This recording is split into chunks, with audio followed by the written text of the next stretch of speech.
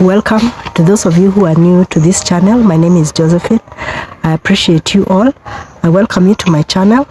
I've been unwell with a sore throat and not vlogging in the past few days. I'm only getting better because I had a tightening in my throat. I don't know whether that wasn't a sore throat. It felt like it was mumps or tonsillitis coming on, but it's all gone now. And so I didn't want to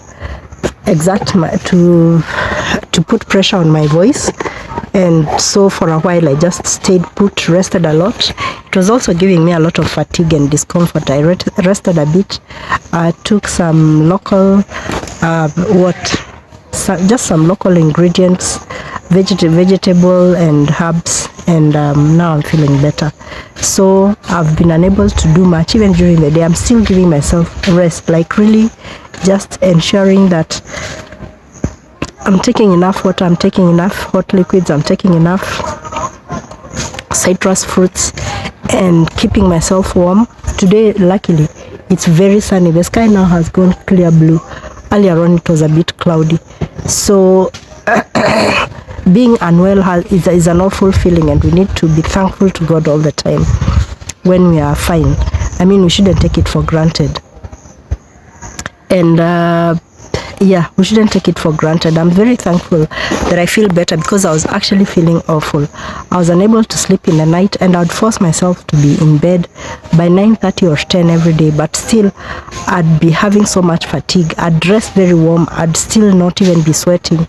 It was very uncomfortable, but now that's gone. But again, that was also brought about by the fact that it's very cold. It was very cold in Kenya past few weeks, and I traveled to a funeral up country in Machakos, and that is on the hills, and that was very cold, and I stayed there a few days, and when I came back the cold had worsened. So I'm grateful for feeling better now. So welcome to the channel. Please consider to like and to subscribe, to leave a comment if you have something to comment, and to watch my playlists. My playlists have 5 different categories. I have the live stream, I have my working days about my work, I have my travel vlog, showing you where I travel, or sometimes if I'm working or if I'm having personal issues and we need personal affairs going on and we have to travel, I put that in there. Then I have my differing opinion, where I talk about I discuss a topic, but I give my own opinion, which might be different because my channel is about a different kind of ordinary. Usually it will be differing from what the majority might be thinking about that. And then I also have a playlist that is about me talking about affairs and issues that are concerning society, and giving my views on them, just discussing them, social issues that happen around us. It's early afternoon and I'm eating some oranges. This is how I like to slice my orange. Thin slices, then I can bite off. I don't like if I go to functions and then they're split into quarters. I prefer when it's like this, then it's easy to eat.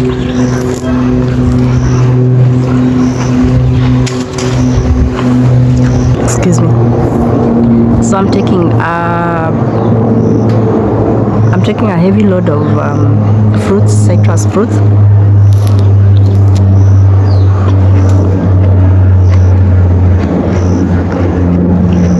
Especially the oranges because they're organic.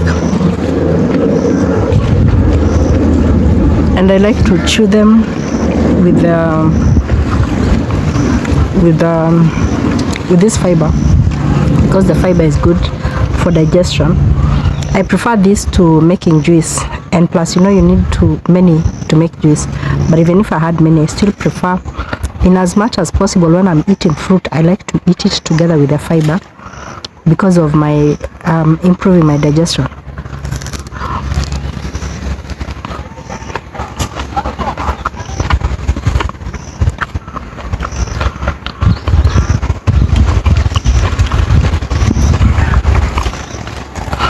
And organic fruits are very sweet. I mean, I really sympathize with those of you who live in places where the fruit is not organic, and so or if you have to import, then they are so expensive. These ones I'm buying one at 10 shillings. 10 shillings is like what, a cent?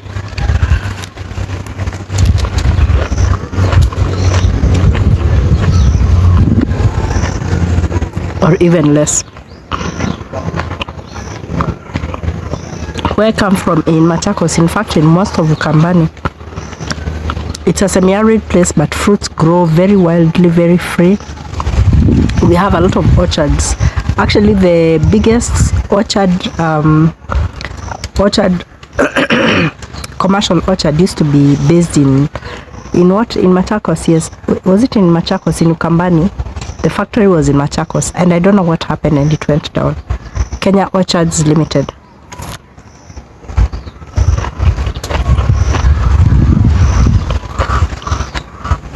But to date, you get that a lot of the sweetest oranges come from most of Makueni water. And then sometimes when you're driving through, like when you see it, it's such an interesting phenomenon. The trees are not very tall.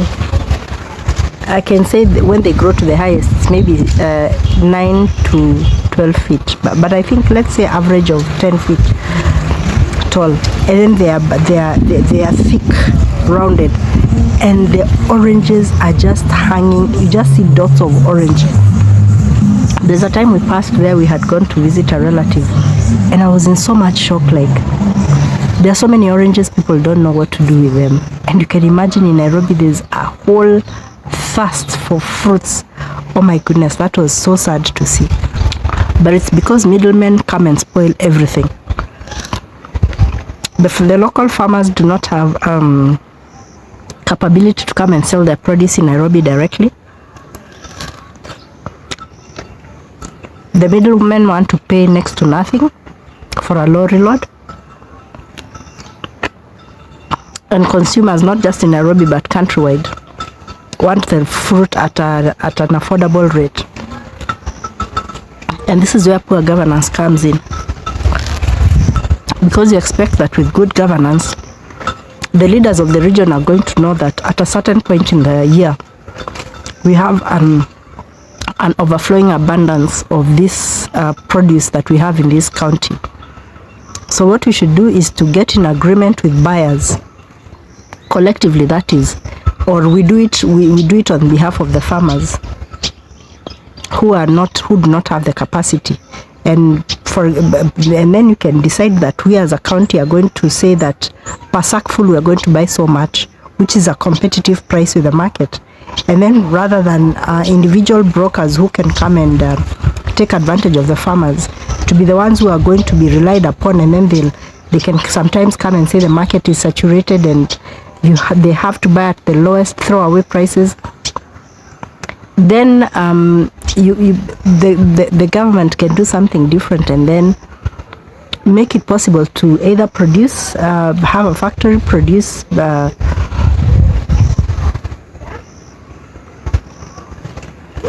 sorry, I just had something wriggling in the grass. Then you can either process the fruits yourself, or you can give somebody who processes but have them buy from the government. But I hope things have improved. But at that time I knew that the issue with brokers was was causing a very big loss to farmers. Even when there was no loss, they were getting less for their produce than they deserved. And as we keep on saying that we need to preserve fruits for the future, this is a seedless orange. Traditionally, oranges have seeds. So I don't know whether there's GMO modification or what it is, but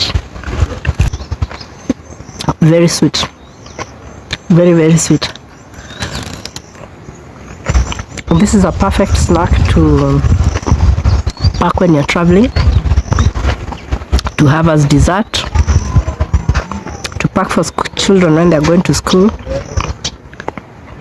or even as adults if you're looking for a break time snack and you're watching your weight or you're watching your health. This is perfect, because when it's sliced like this, even if you're handling office documents, there's almost nil spillage when you open it up and gobble it. And also sometimes traffic jam is so harsh, and especially on a hot day, whether you're traveling or not, but you're just crossing town or anything, having such a snack in your car means that you're going to be able to cool down, quench your thirst, and have a bite as the jam holds you up and before you get to your next destination.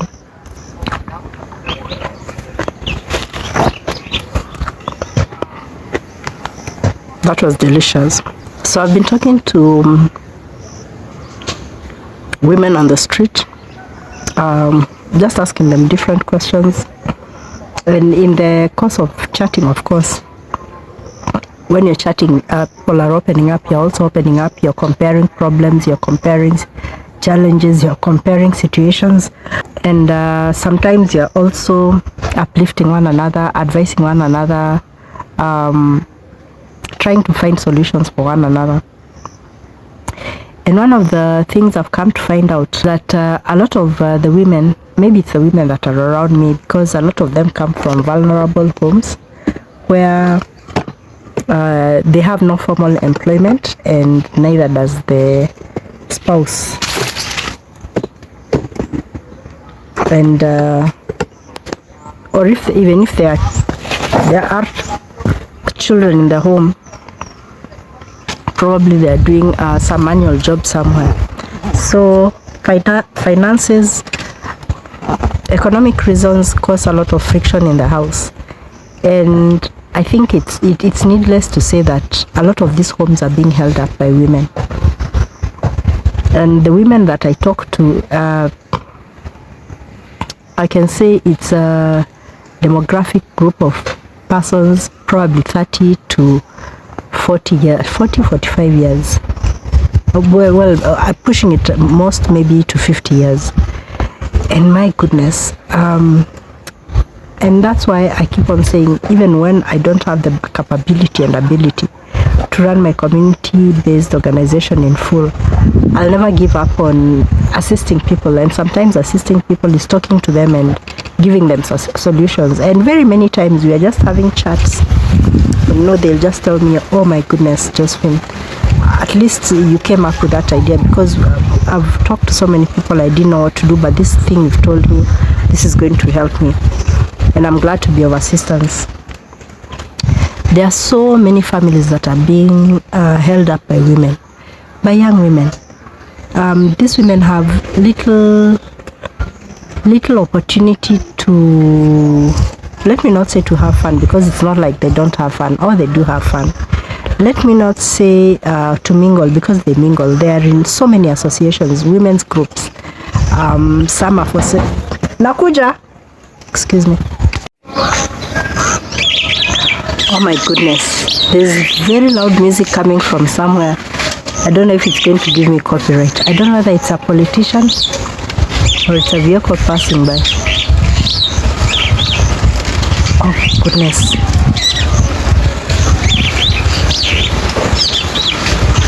I'm afraid to be copyrighted.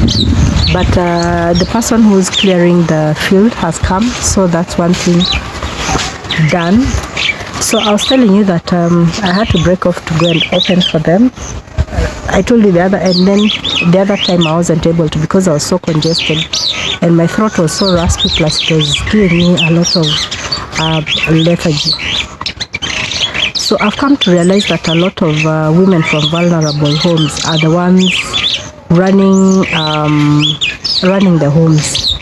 And it's not that of course there are very many men. We must applaud a lot of men who are doing a lot to take care of families, to take care of homes, take care of wives, and all living girlfriends and everything. But the growing number of men who are sitting and not meeting up their responsibilities is very alarming, because yes, some of these men work and they earn a living. We could almost say every day. But when you talk to these women, you realize that these men, yes, earn money. but they don't meet all their obligations as should be. Some of them are not catering for... That's a jet. Some of them are not catering for the children's schooling. Some of them are not paying the rent. I mean, it's the women who have to, keep on lending them money, or just footing the bill, and because getting the money back becomes such a big disagreement, they let it go. And what is holding up a lot of these women is what we call chamas, small groups of women that come together, and then they make periodic contributions together. And then if it is weekly, if it's a daily contribution, they might decide that at the end of every week, if they're business people, normally it will be at the end of the week, they'll give somebody. If it's people who do business but don't meet very often, or people who've just come together and don't meet very often, they'll make a monthly contribution, and then they'll do what is called table banking. They'll put all the money on the table, and you can borrow an amount, whatever amount you wish. Sometimes they'll put caps to it, and then you can repay back within a stipulated time with an interest. But sometimes these women go and borrow money, and it is to come and give their husbands. And recently I was talking to one of them, and it defeats the purpose so much. And I was almost asking her, like, why do you go to get a loan for your husband, knowing very well that he's already not providing enough for you in the house? He doesn't have a steady source of income. And it's not that he cannot, because there are so many men out there who are doing the best they can to go and earn a living. It's just that he's sitting comfortably because he knows, in Swahili we say, liwe liwalo, whatever may be, he's still going to get fed, he's still going to have some water to bathe, he's still going to... That's taking advantage of you. Like, where is the sense in that? Why are you allowing someone to take advantage of you like this? You also have a family that depends on you. I mean, apart from the family you've created, you and your spouse, you also have your parents, your siblings. Once in a while, probably the money that you're using all the time to foot the bills for you and your husband and your family. Because if he was taking his responsibility and you taking yours, that would mean that you have a little left over to spare. It might help your mother or your parent sometimes, it might help your siblings sometimes, it might even help you sometimes to get to the next level, which would be a plus for the relationship and for your own family. And these women look so defeated. In some cases, some of the men have because of their habits, they get into medical problems, and it's so defeating, because it's the same women who are having to struggle with catering for their medication. And I'm not advocating for people shouldn't help one another out, but it's a question of responsibility. Responsibility has to look at the long term also of everything. And if I look back at some of these relationships where these women tell me about what's going on, I mean, some of them we've walked this journey, discussing the same person, discussing the same issues for years now, and every year, at every point, at every sitting that we have together, we've spoken about the same thing. This person is not going to be helpful, and you have to give them tough love, or you have to take some drastic action. Either leave this person, or take some of the children to live with somebody, to live somewhere else, so that you can give yourself time. One thing many women forget is that sometimes you sacrifice so much of yourself that you end up being the one who is going to get affected by the weight of everything that you're carrying. You get sick, or you suffer so much abuse, it affects you not mentally, physically sometimes, unfortunately. And of course, sometimes it comes to femicide. But it's not because you're not seeing the problem. I mean, how many families of victims of abuse talk about the fact that they've told them over and over and over again before the worst happened, that this person is not good for you. We can see signs that this person doesn't wish you well. We can see signs that this person is going to harm you. We can see signs that this person has no goodwill towards you. And there's nothing wrong or shaming about coming home or leaving them or starting over again on your own. Sorry, there's just a speck of something in my eye. Yeah, that's how I remove it normally. So and I don't know what keeps them. And in my opinion, there are some women who feel that they'd rather stay in an abusive relationship than come out into society and be seen to be single and be spoken about and be talked about and be gossiped about that they were unable to uphold a marriage. Yet they're in that marriage, they are suffering. The women who can't stand for it to be said that they are single, that they were in a marriage and they are no longer in a marriage. They cannot imagine the shame they are going to go through if their in-laws hear that their relationship has broken. If some of their friends discover or get to know, they feel that the world is going to end if their children do not live with their father. I try to imagine what is it that goes through the mind of someone who is undergoing so much trauma and stress and doesn't want to leave a situation. I mean, you each came into this relationship as individuals, desiring self-worth, desiring respect, desiring love, desiring attention, desiring assistance, desiring good communication, desiring pride.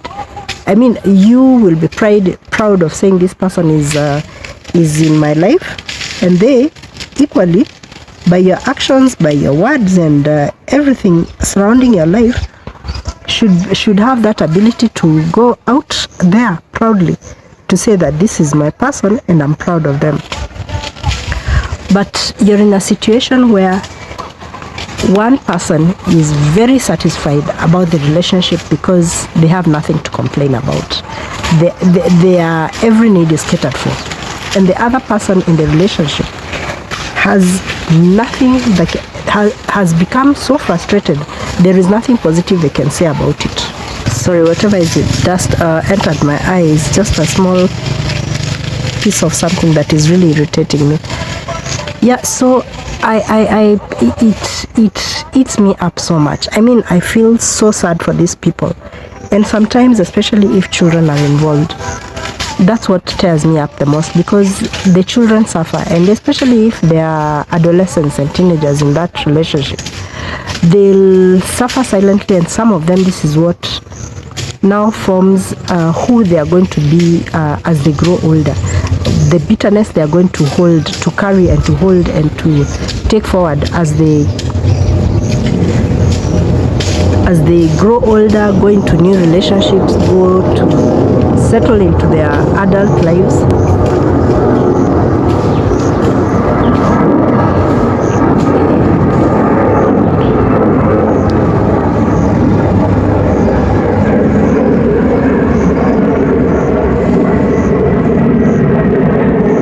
And we can't say it enough. It's just, for me, it's something that eats me all the time. And sometimes, like in the past, in the recent, let me say, like 2 years,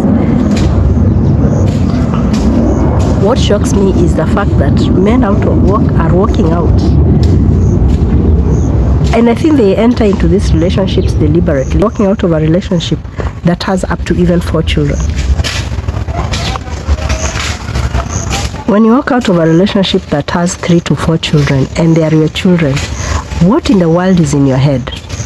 And some of this, it's so easy for them to walk out because all they have is, and I'm talking about mainly the vulnerable communities, all they have in that house is their clothes. They really haven't followed up with documentation for the children. They're not the ones who are actively participating in school affairs of the children.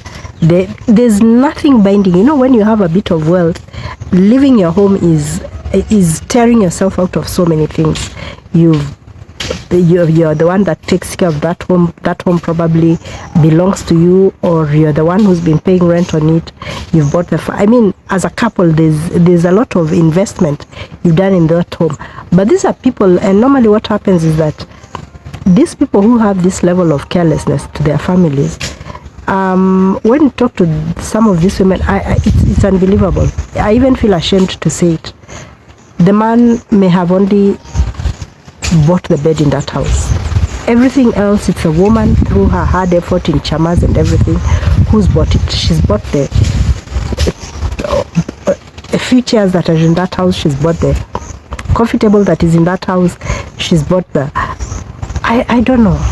I think it's a high time we start talking to some of these female relatives we have and really bother to get into details of their relationships with the people they are in their homes, especially if we are continuously hearing reports about abuse. Because in as much as, yes, we'd like to blame the men, but I think people are just refusing to accept that they need help, and then encumbering us with the problem of now finding out what to do with them after whatever was to happen has happened, and they're either homeless or they're left alone with the children, or God forbid there's been a fatality.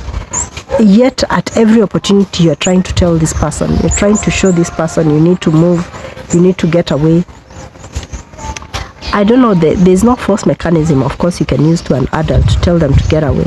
I think I need to rinse out this eye, excuse me. I've rinsed it off. So, oh goodness, I can still feel it. But I told you there's so much dust in Ruai right now, and the small particles of soil are like for dust. And even now when the garden is being cut, the stalks are being cut, there's dust rising from there, but that's dust that doesn't have a lot of particles, and I'm sitting a bit far. So yeah, one of the issues that I'm talking about today is abuse, women staying on in relationships that are abusive, that are, yeah, I can just term it abuse, because abuse comes in many forms. You know, there's verbal abuse, there's, oh my goodness, that music. Oh goodness, this is so sad. I don't know what to do. I just hope it's not so audible. So it's hurting many homes, and what sometimes women fail to realize is that you might be bearing it, carrying yourself up strong, and looking like you're coping with it. You've developed your coping mechanisms and all of that, but your family, your immediate family, are aware of what's happening. And it might be that you're coping, you're even managing to educate the children, to feed yourselves, to pay the rent and everything, or cater for whatever financial needs and requirements that are in the home. But your constant cries, your constant sadness, your constant lack of joy, which is noticeable to your relatives, it hurts us, and it makes us feel very helpless. So we get so torn when we know that this person is in the life of our daughter, is in the life of our sister, is in the life of our mother, is in the life of our auntie, is in the life of this person that we love, and they are doing such injurious things to her. They are mistreating her so badly, they are abusing her, and there's nothing we can do, because you have to first accept that you need help for us to be able to now react to this person. Because sometimes you go as a family to react and to try and get a solution, but the victim themselves is the one that sends you away and says, no, you people do not need to get to this length. I know how I'm coping, and I know, or sometimes they'll even go to the extent of saying I'm the one who was in the wrong. And how sad is it for us as family members when it comes to the time when the worst has happened, and we have to go and get our person to put them to rest, or we are coming to the sad information that we've lost them. It is unfair, first of all, on your family. It is unfair on you yourself, because you have a right to live, and you have a right also, and in the same way you have a responsibility to protect your life. But when you're failing to do even that, for what fickle reasons? why should you be bothered about if people are going to talk about you didn't manage financially, or you didn't manage to hold up the relationship, or life goes on, life moves on. But most of all, you must know, women, wherever you are, you must know that you're loved so much by your families. We need you so much. It is always better you walk away, and people can never fail to still uphold your name, and for you to still hold, you can't still fail to hold your head high. If indeed you walked out because you're saving your life, you're trying to make a better future for your children and for yourself, and because with all due honesty, there's no space for you in the place where you are in. You're unwanted, you have been shown, you've been told, it has been proven over and over again, you're the unwanted person. Why are you staying there? For what are you staying there? A family that really knows you're valuable, even if the son does not, first of all, are going to interfere. The family itself are going to interfere on behalf of their son. But if the family also know you're undergoing abuse, that is the family of the man, and they're doing nothing, they're also saying indirectly, we want nothing to do with you, either because you're the cause of we feel you're the cause of the problem, or because we are also unable to manage our child, our son, our brother, our whatever position he is in the family. Maybe the family is also telling you indirectly that the more you put yourself in this situation, when you refuse to take yourself out of this situation, you're becoming a liability to us, because we know our son, we know our child, we know our person is going to hurt you, and we know that we have no capability to control them. And what we'd like is that we like you as a person, we're interested in this relationship going on, if things were different, but we know that our person is not going to put you in a safe place. It's going to be a problem for everybody. So they're indirectly telling you, why don't you remove yourself, then remove us from this liability. And then when you're out there, we can try and see how else we can sort. Because some of these individuals are very powerful in very many different ways. It might be just physical strength. It might be economically. It might be because of the influence they have over different individuals in the home. They might be the leader of the leader of the home, because irresponsibility is not cut out only to young people. Some of these people that I might be talking about here, who are involved in abuse and neglect of families, are elderly men. They're elderly men, but you find that the family is so helpless in the face of everything. They don't know where to start to correct this person, to castigate this person, to save you, to rescue you and the children. Their hands are tied. Like literally, they are as harassed, as afraid of this person as you are, but they know that their safety is in the fact that they're related directly to him, while you are not. So women, we have to really, really, really critically think about being in relationships where every sign is up on the wall saying that you are not wanted here. And it's not a question of castigating men, like I said, because there are so many men that we can sing accolades about, they're doing everything right. But here is a man who at every step is refusing to do everything. Even just the traditional basic thing of bringing their own parents, the man bringing, and usually it doesn't even start with parents, it starts with an uncle and some friends of the family, or some elder relatives, just coming to meet your family and say formally, oh, that is our African culture. We have seen something nice in your home, and we like it, and we are with it. Because when they come to talk, they don't just say we have saw a beautiful woman. No. We say we saw something beautiful something nice in your home, and it belongs to you. It is a treasure that you own, and we are interested. We'd like to take it, and right now we are holding it. So we came to ask that you may please allow us. We are going to take utmost good care of it, as you did. And they know in their own language when the elders are talking about, this is the girl that is staying with these people, and then they give a go ahead. And that in itself is not even marriage, but it is an indication that the family of this young man have come to acknowledge that your daughter is staying with our son.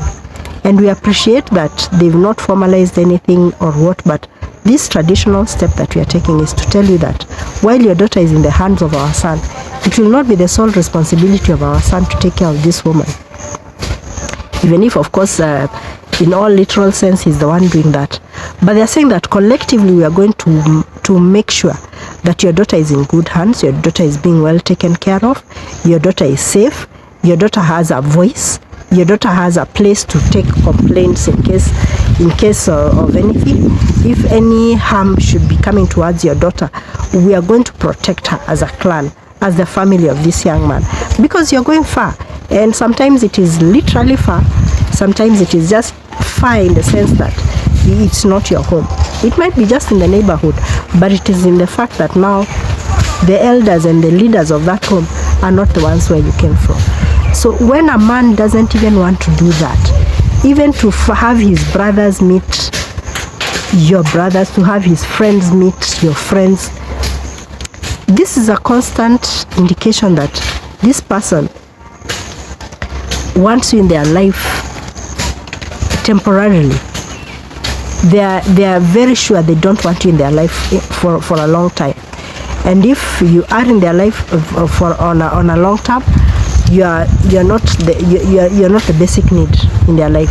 They are still in search for somebody else, or to a point they are going to be in search of somebody else to fulfill their need, to fulfill that role, to stand in that role of the woman in their lives.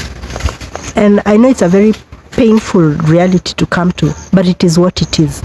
Because at the end of the day, when you find that, God forbid, and we see these cases happening so many times, that eventually it comes to a point where somebody loses their life, a woman.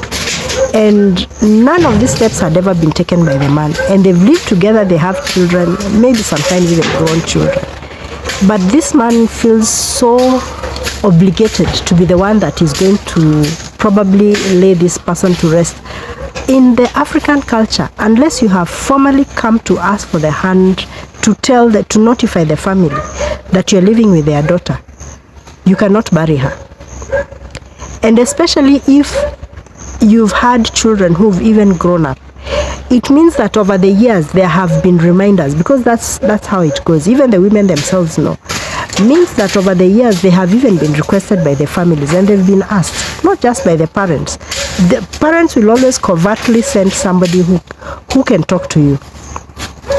So you'll find that uncles have been sent, aunties have been sent, cousins have been sent to covertly ask, and when shall we eat chicken from that home? And when shall we? And as years pass, so many things are happening. There are burials happening on that side, there are weddings happening on this side, there are christenings happening on this side. Life is moving on in so many different things. So you are denying your family an opportunity to be in touch and in association with another family as proud owners of their daughter, who is the mother of these children. You're denying, there are so many things you're denying. A lot of opportunities are being wasted, and most of all, it's almost like it's a disrespect to your family if you don't take it to be anything big, that you're living with a man and he has not come to see your family formally, even to send some friends to come and say, we are sorry, it has been a while, we've never done anything, but we acknowledge she's with us. And they'll just come to functions and you'll just go and visit them. And and especially when that hasn't happened, it's then very difficult for the family of the woman, under any circumstances, to ever ask for help from the man. Because who is it you're asking for? This is just somebody else's son.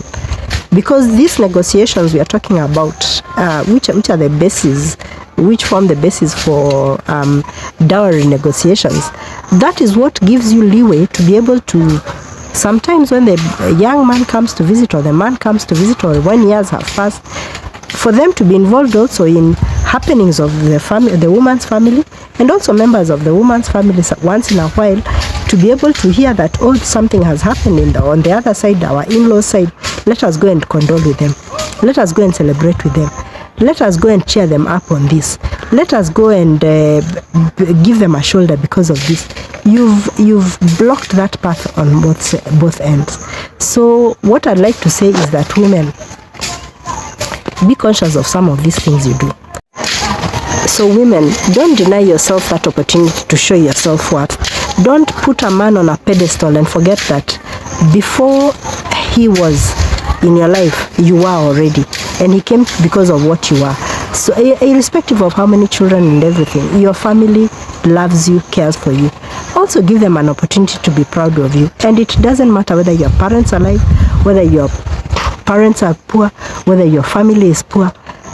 You've been selected by that person into their lives because of the characteristics that were admirable about you, and those characteristics are still there. It's just that because of continued abuse, sometimes your self-worth, you self-doubt yourself so much until you forget and you start living like you do not like you feel valueless and you act valueless, and that's why you accept to be abused. But I'd like to tell all women that you're beautifully and wonderfully made, that you're beloved you are the beloveds of our families.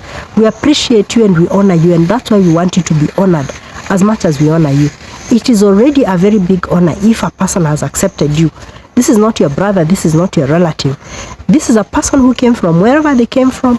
They were brought up, they were born, they grew up, and they selected you to be that person in their life. Why are they changing now and showing as if you're something worthless? You're just, you could be replaceable at any point. You are not. In our eyes, you are not. And we want that dignity, your dignity, to be upheld, as we have upheld it when you were in our family.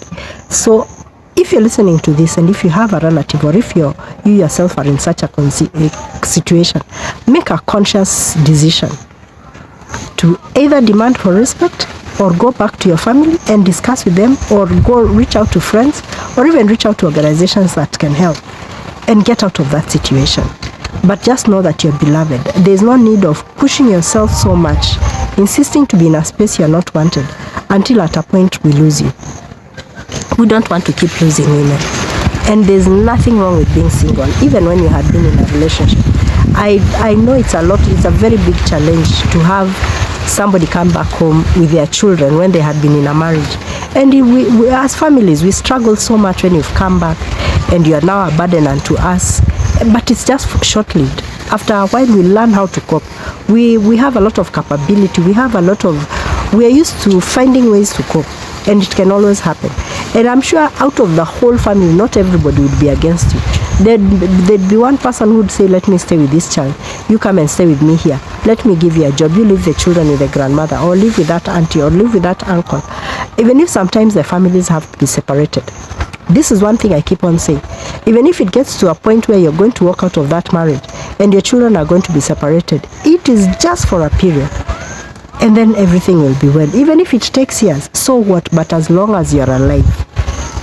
But most of all, we have so many organizations right now in the country that are capable of helping you.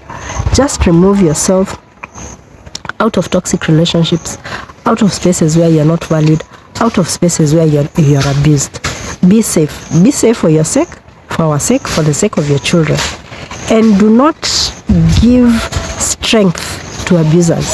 Because what you give strength to abusers when your parents call out for them and they don't come, when your family insists they need some formal notification or some visit, they don't, and then you give them strength to be able to say, why should I help your people? I'm not married. And why should I father you in any way? Why should I develop you in any way? Why should I buy land for you? Why should you inherit my land? Why should your children get this? That person gets to the point where they can abuse you in so many, they can mentally torture you so much. And you're so precious to us. So my fellow women, let us talk to the girls around us. Let us talk to the young women around us. Let us talk to even the older women who've been in these situations for so long. Every family loves their own, and it is much better even to come home even when you're 60, even when you're 70, even if you've been in that marriage for 45 years, but come back alive. Because abuse knows no age, it knows no boundaries at all. So if you have somebody suffering somewhere, let's talk about this a bit more often, a bit more openly, especially in family gatherings, in social meetings around around, if it is chamas, if it is just family gatherings, clan gatherings, and reduce the issue of women being disrespected, especially if they are married, they've been taken into homes and they've already sired children, even if they haven't, and they've stayed with this person for many years. Let's just observe some dignity for everybody around us, and let us be the family who refuses a woman to be brought into their home and abused while we watch. Because there is the problem, that a lot of you in those families of those sons, you sit back and watch this and you don't do anything. Be the voice of change. I'm praying that more and more we can, less and less we can see cases of abuse, cases of physical abuse, mental abuse, and even femicide. It has to start somewhere. Be that voice of change. I'm praying for you wherever you are, that this message may get to you clearly. It may get to somebody you love. It may save somebody. That watching this video may help you if you're the person who's a victim in such a situation to make a change. My number is always available. Even if not on the video itself, it's always available in the description. You may reach out to me. I'm very willing to have a conversation with you and to find solutions. My eye got a bit red from having a particle inside. Oh, aeroplane.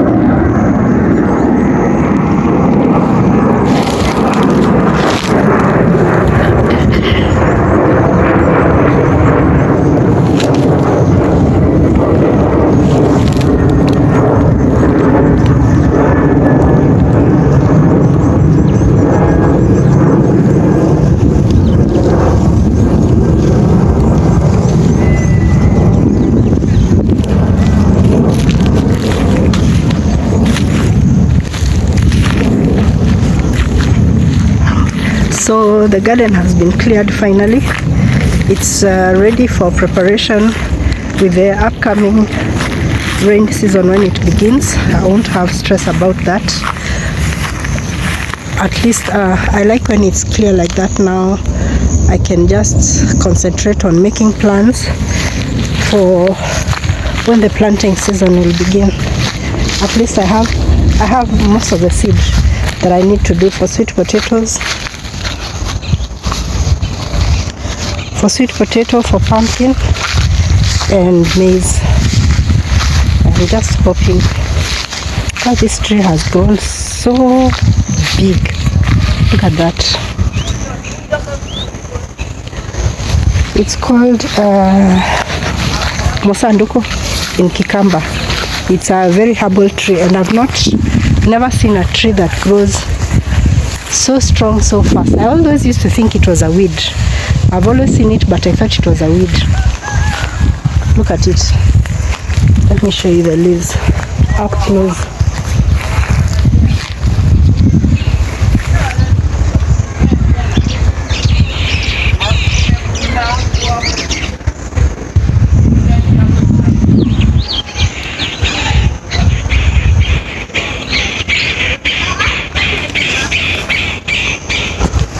And I can't even say I can use it for back because I can see the main, ouch. The main stem is growing crooked. It's bending because of the wind, away from the wind. So yeah, that's the driveway also cleared. I'm not going to plant in the driveway again because the trees now have taken root. I need to add a few more trees so the whole driveway has fruit trees. Yeah, and then on this other side I need to add again the mokima. I don't have time. The mokima trees, so that I think the driveway is well sorted, apart from putting an inner gate and everything. At a time before the rains come, I'll still need to get someone to clear the driveway to remove the tufts of grass, the ones I told you that I do seasonally, and then the compound becomes more leveled. This eye has really disturbed me today.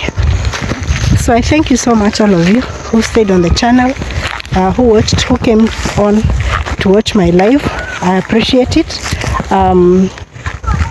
I hope now you understand the reason I've not been coming on was because of the flu I had, and the strain on my throat, and you can hear even now my voice is a bit raspy, and so I don't want to strain it. And then I've been coughing continuously, so that added to everything. But the swelling, goodness, that has gone, and the tightening, and then the cough also has gone. I mean, it's just a bit remaining, but and the flu also. So I really thank God for that.